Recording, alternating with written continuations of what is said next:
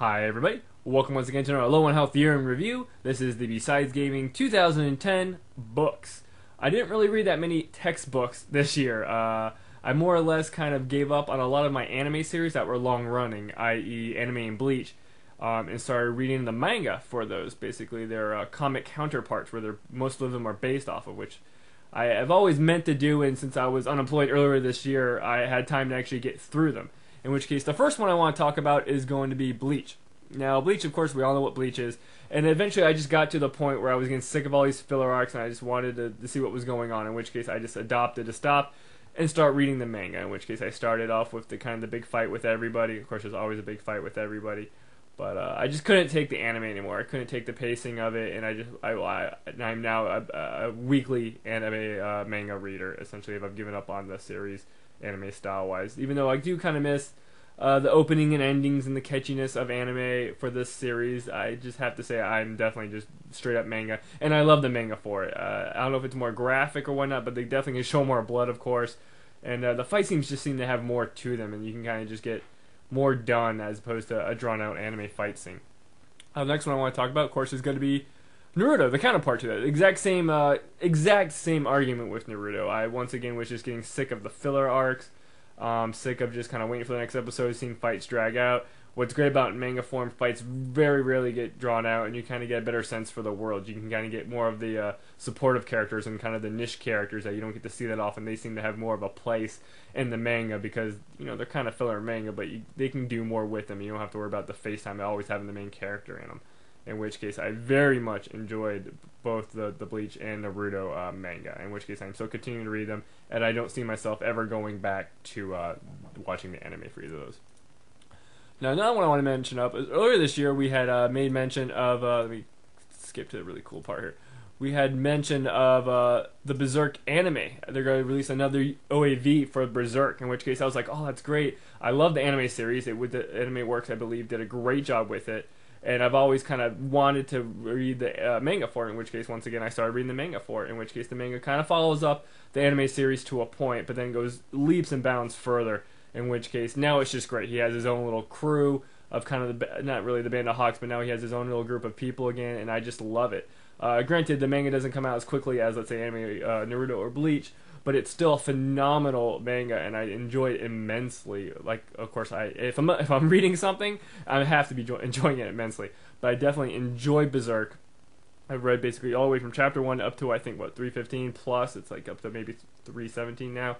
And I'm very eagerly awaiting the OAV. You have to love the character of Guts and Griffith and just kind of, and Casca, and just kind of the relationship together and the betrayal and not really betrayal and the friendship. And it's just a great series, and it's action-packed and it's gruesome. But definitely, of course, I'm not going to say I recommend this. If you know Berserk, you're already reading this. Moving on here, the next manga I want to talk about is Gantz. Now, Gantz is an anime series that I watched a while back, and I got interested in the manga, in which case I didn't start all over again and start reading the manga. The anime series kind of leaves off to a point because it loosely follows the manga, and I started from there.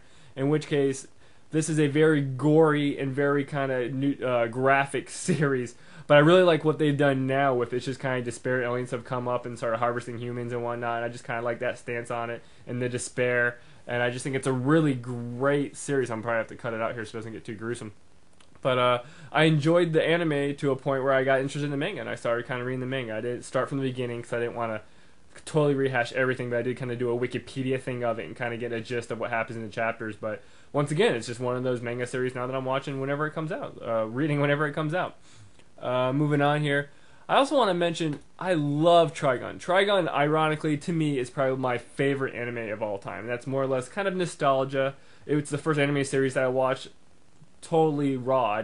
I first watched it without subtitles whatsoever, and then I rewatched it multiple times. And I've been meaning, of course, read the manga for it. In which case, I've now read the maximum and the regular 2 volumes in order and whatnot. And I very much enjoy the manga for it. And I can see anime is great in the versions of them. Sometimes they do little nuances here, but the mangas are really where it's at. It's where you get the full, complete story.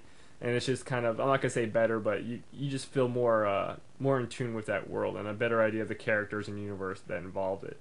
But once again, I love the Trigun manga. I'm really happy that I read it, and definitely, of course, recommend it. I love just the art style of Trigun, and I'm very much looking forward to the Badass Rumble movie, which will be coming out hopefully very, very super soon.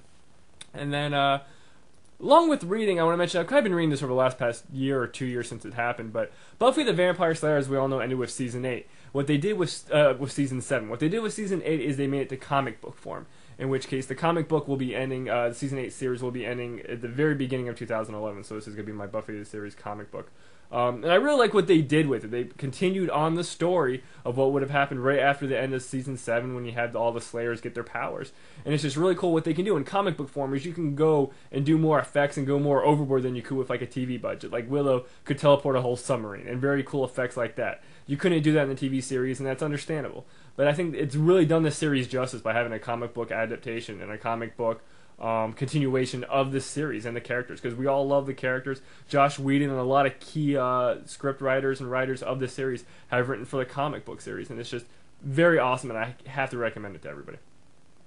But other than that, that's all really kind of what I've been reading this year. I do hope that maybe, since I'm not be gaming that much in 2011, I might get back to another Alan Dean Foster series. I'm thinking about actually rereading that Spellsinger series with the Bard and whatnot. But we'll see what happens. 2011 will be an interesting year, and of course I'll probably be reading all those manga, the Gantz, the Berserk, the Naruto, and the Bleach as they continue on. So, as always, thank you for watching, and I'll catch you next time.